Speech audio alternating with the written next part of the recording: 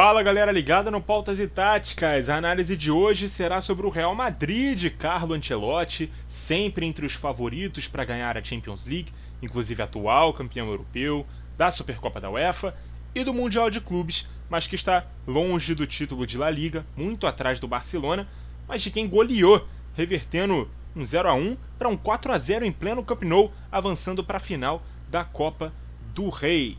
Então, pedindo aquela moral, né, para você que ainda não é inscrito, se gostar do conteúdo, além de compartilhar e deixar seu like aqui no vídeo também, beleza?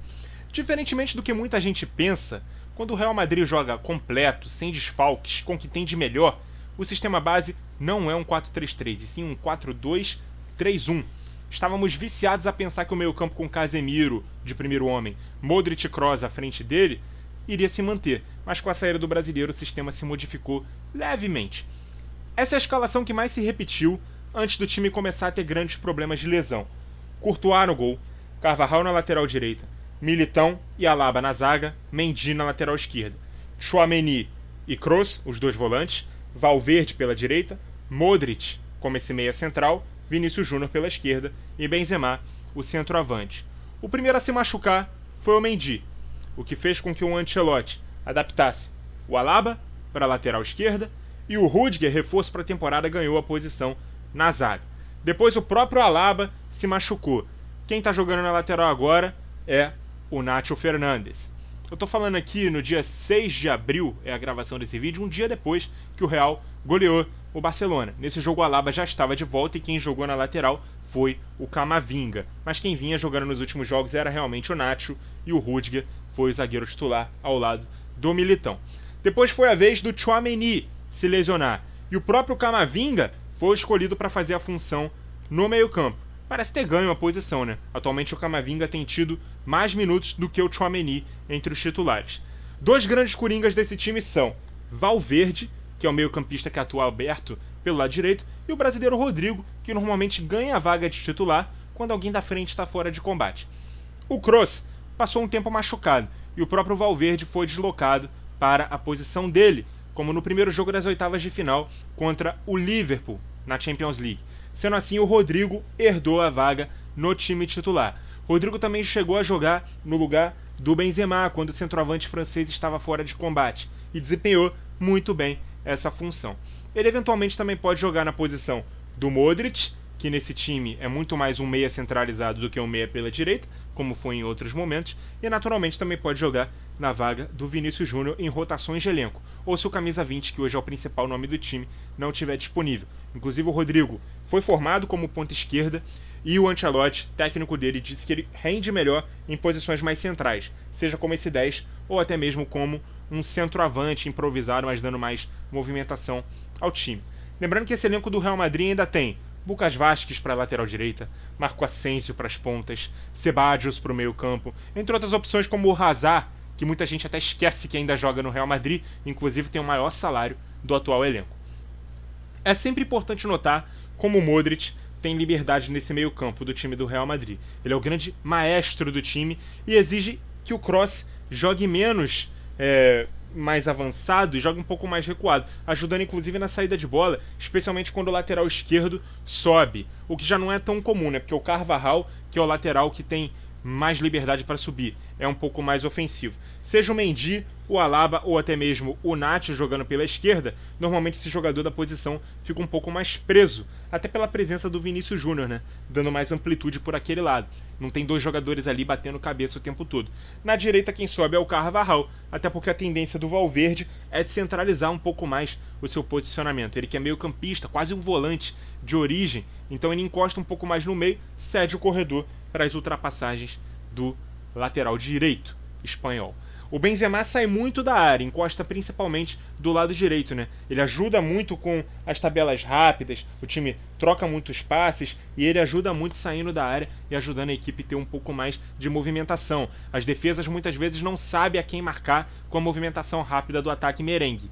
Já o Vinícius Júnior guarda muito mais posição no lado esquerdo. Ele é o ponto de desequilíbrio do time, dando ao time sempre uma opção de virada de jogo, principalmente quando o Benzema se aproxima aqui um pouco mais da direita para fazer essas tabelas, e aí normalmente atrai a defesa do adversário para esse lado direito E aí numa inversão o Vinícius Júnior quase sempre está menos marcado, mais isolado, sendo uma válvula de escape, um jogador muito bom no drible, no mano a mano, muito importante nesse tipo de jogada. Ele é um dos artilheiros e líderes de assistências do time na temporada. É assim que o time costuma chegar no ataque. O Modric tendo muita liberdade, o Vinícius Júnior abusando das jogadas individuais, o Benzema saindo mais da área e se movimentando, se apresentando para as tabelas, o Carvajal tendo mais liberdade para subir e o Valverde encostando mais no ataque. Quando o Nacho ou qualquer lateral esquerdo sobe, o Kroos vem ajudar e deixa um primeiro volante aqui um pouco mais preso, beleza?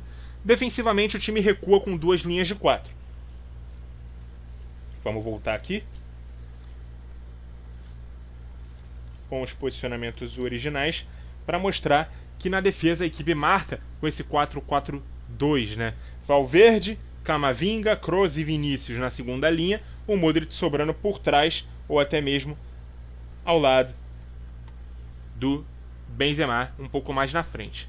Quando o time opta por ter 3 atacantes e 3 meio-campistas, inserindo o Rodrigo na ponta direita, aí sim a gente consegue enxergar um 4-3-3. E aí quando marca, o time marca um pouco mais no 4-1-4-1, tendo um volante entre as duas linhas. Normalmente quando o time marca assim, o Vinícius é quem tem mais liberdade para subir junto ao Benzema e pressionar, e o Kroos abre um pouquinho mais, sendo esse elemento da segunda linha, porque o 4-4-2 é realmente a forma com a qual o Ancelotti prefere organizar o seu sistema defensivo dentro do campo de defesa. Chama muita atenção também nesse time do Real Madrid, como eles conseguem se recompor rápido na defesa e como coordenam bem seus contra-ataques, normalmente não com uma bola esticada para um jogador se virar sozinho, na velocidade, na jogada individual, mas o time consegue subir para o contra-ataque em bloco, trocando passes. Então a gente vê sempre muita aproximação e o time muito organizado, criando triangulações quando está avançando, quando está contra-atacando. É uma nuvem de jogadores muito organizada, muito bem distribuída e atacando o adversário, que normalmente correndo para trás está um pouco mais desorganizado. Sempre que você vê uma defesa correndo para trás é porque alguma coisa já deu errado lá na frente, e o Real Madrid consegue aproveitar muito bem esse tipo de jogada. O Real Madrid é um time cada vez mais coletivo, menos dependente de suas boas individualidades, mesmo sendo um time menos estrelado do que em outros momentos. Tem uma mescla interessante, né, da experiência de jogadores que formaram uma geração muito vitoriosa, né, como Carvajal, Modric, Kroos, Benzema, com a juventude de nomes como Militão, Tchouaméni, Camavinga, Valverde, Rodrigo, Vinícius. Então, inclusive o Real Madrid tem ido ao mercado de forma muito mais assertiva, contratando jogadores para suprir carências e preparando um banco de reservas com jovens que são pensados para reforçar primeiramente o time B, eventualmente serem emprestados para ganhar experiência e retornarem prontos para vestir a camisa merengue. Ou que já chegam no time principal, né, mas entendendo a hierarquia de elenco, que faz muito bem a sua transição de gerações. Quando perdeu o Sérgio Ramos já tinha um Militão no clube, inclusive já estava na equipe como um reserva que entrava bastante no time titular. Ao perder o Casemiro já tinha o Camavinga, trouxe o Tchouaméni antes mesmo de saber que perderia o Casemiro. O Marcelo, quando deixou o clube, já não era um titular da posição. Enfim, a mudança de postura do clube na montagem de seus elencos é muito bem feita e a saída dos ídolos não vão sendo tão sentidas, já que o gradual ganho de espaço dos mais jovens vem exatamente com esse intuito, não fazer com que a equipe sinta tanto jogadores que foram pilares em outros momentos, mas que quando tem aquele momento de declínio técnico com o passar dos anos, eles vão ficando menos importantes para o funcionamento da engrenagem coletiva. Então o Real Madrid faz muito bem essa transição de gerações.